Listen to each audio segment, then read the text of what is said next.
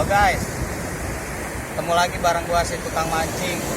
Kali ini gua lagi ada di Pantai Legonpari di Banten dekat Sawarna. Kali ini gua lagi mancing pasiran.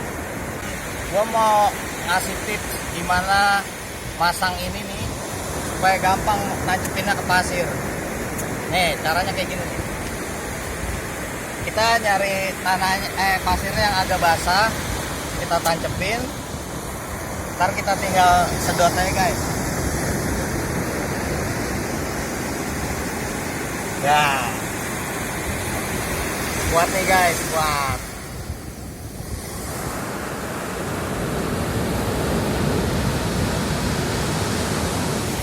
Nah, jadi tipsnya sesederhana itu aja.